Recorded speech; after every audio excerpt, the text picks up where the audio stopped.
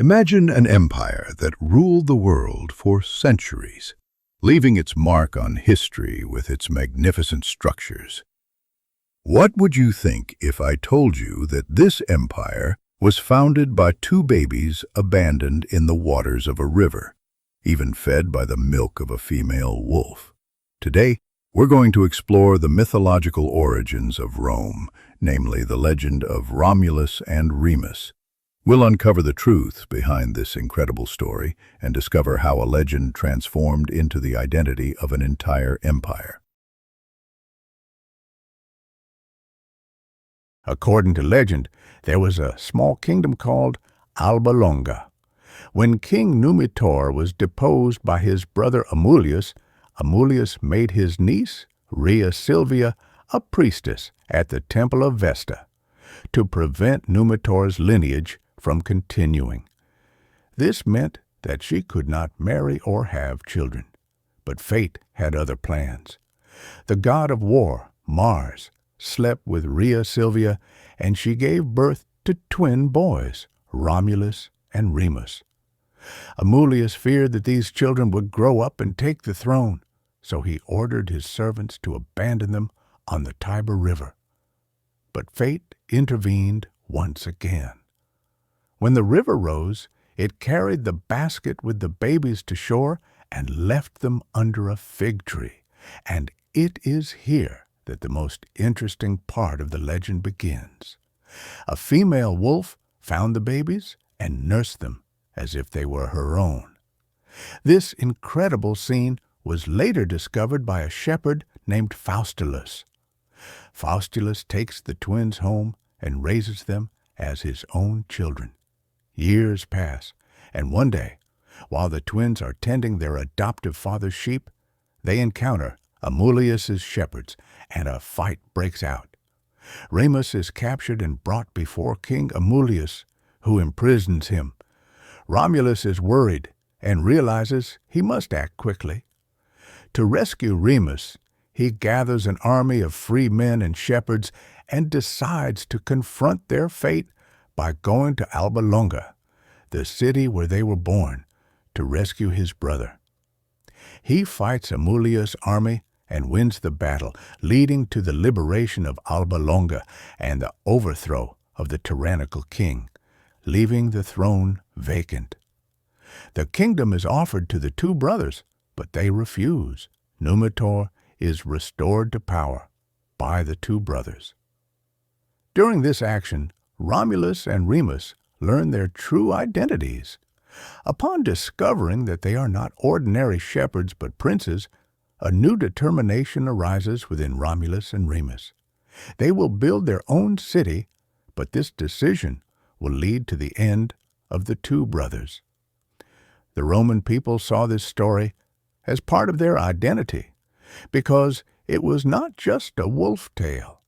It represented Rome's power, resilience, and dominance in the wild. Romulus and Remus fell into a dispute over the site of the city.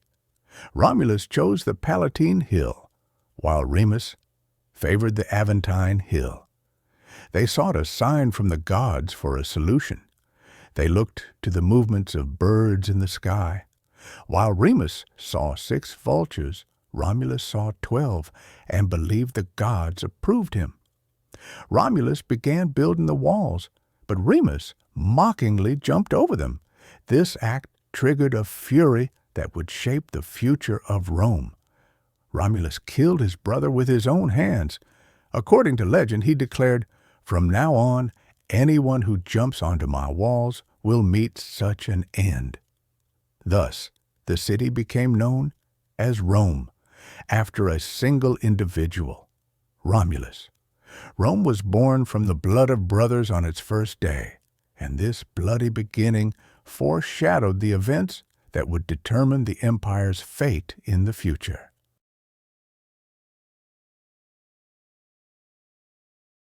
So did all this really happen? Or was it just a fairy tale told by the Romans to glorify their own past? Historians place the founding of Rome in 753 BC.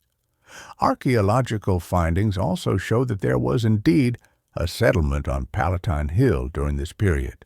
Small huts, tribal communities, and even primitive wall remains have been found.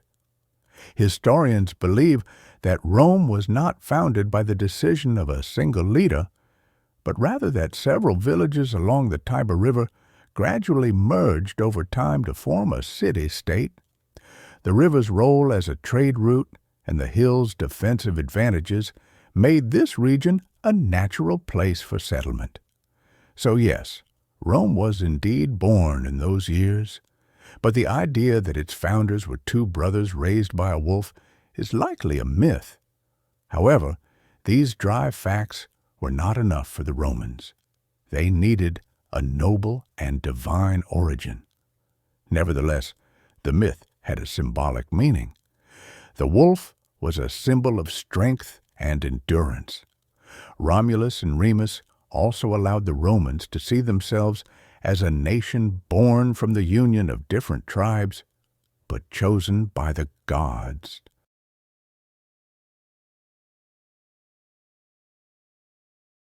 The legend of Romulus and Remus became an integral part of Roman culture.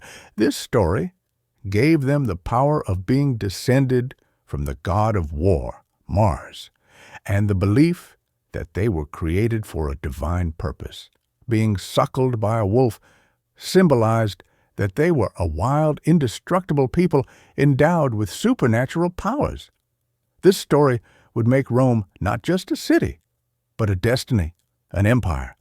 The Romans used this story not only to recount their past, but also to demonstrate their identity and superiority. To them, Rome was not an ordinary city. It was the heart of an eternal empire, founded with a divine mission chosen by the gods. In conclusion, the story of Romulus and Remus may be a myth embellished with facts. But for the Roman people, this story was the cornerstone of their identity. This journey, which began with the blood of brothers, would one day become a vast empire, spanning millions of kilometers of land. Next video is going to be about Julius Caesar. We are going to examine to him, was he a leader or dictator?